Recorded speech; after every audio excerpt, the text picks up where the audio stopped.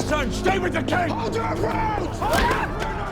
Hey there guys, this is Richard, your host, with another marvelous video. This time, House of the Dragon remains more or less grounded in its source material, that is George R.R. Martin's Fire and Blood. It tells the story of a great house that once ruled throughout the length and breadth of a great continent, but ugly politics and family infighting started a civil war. The historians called it Dying of Dragons, while the poets called it Dance of Dragons. From the title itself, it's evident who were the biggest casualties of the war, but who really won the war. Was it the king's daughter Rhaenyra and her black faction, or was it the king's wife Alicent and her green faction? Well, there's no clear answer to that question. However, in this video, we'll try to provide a comprehensive yet objective account of who won the war. Let's begin, shall we? Oh, and by the way, beware of spoilers.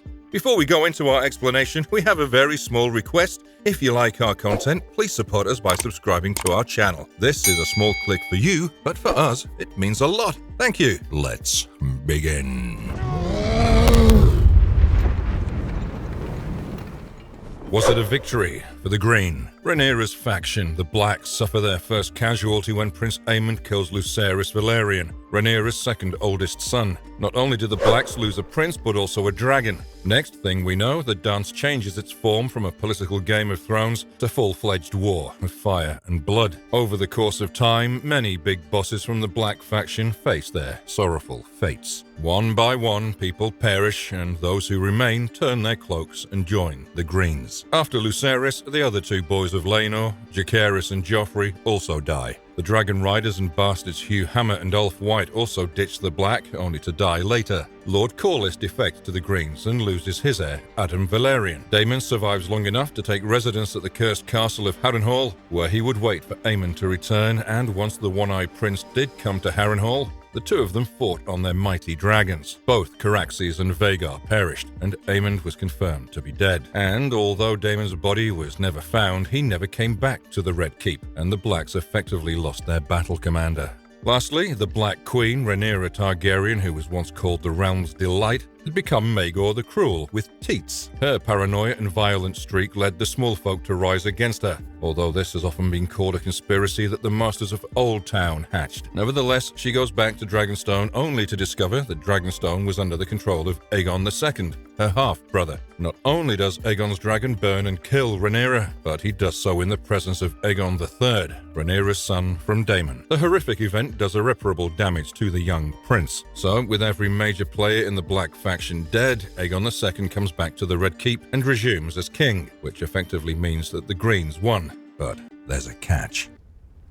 The Greens have dragons. They have as 3 well. adults, by my count. We have Syrax, Caraxes. Number 2. Did the Blacks win? So, I told you about how the Greens managed to kill the Blacks by hook or by crook. But what about the Greens themselves? Many great players like Sir Criston Cole and Otto Hightower lost their heads when the dance had reached its second act. Under the circumstances, Alicent was growing impatient, and this would only exacerbate for her in the next few months that lay ahead. When Aemond killed Luke, everyone in the Red Keep knew that he had committed an act so disastrous that it would haunt everyone even after their death. And that's quite what happened. Queen Helena lost her eldest son to a horrific act planned by Daemon and Mysaria. Even her younger son died in short order. Alicent lost Aemond to Daemon, and Daeron also died during the dance. People like Tywin Lannister, Maester Orwell, and Larys Strong understood that Aegon II's was a lost cause after Lord Cregan Stark's army marched towards King's Landing through the King's Road. Eventually, Aegon II was poisoned by his own men, and Alicent herself lost her sanity. Young Princess Jaehaera was wed to King Aegon III, but she died a couple of years later, too young to produce any children. And Jaehaera's death marked an end to Alicent's legacy, if at all she had any. So, I do not think that the Greens really won the war because it was Aegon III who ascended the throne. But then again, this is a very subjective matter, much like poetry, and different people may have different visions.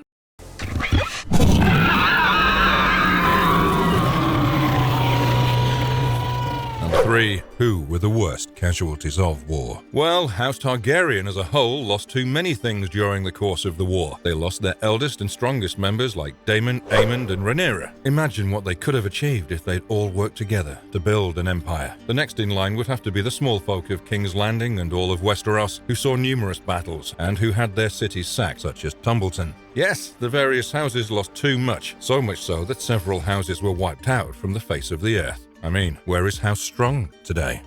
But I believe the biggest blow was dealt to the magnificent species of dragons who were seeming left extinct because of the Dance of Dragons, which the Meisters and men of history called the Dying Dragons. It breaks my heart, really, to know what would be the outcome of the civil war that a bunch of people started. And if you liked our content, don't forget to leave a like and subscribe to us if you haven't already. Have a good one. Be safe. Thanks, everyone.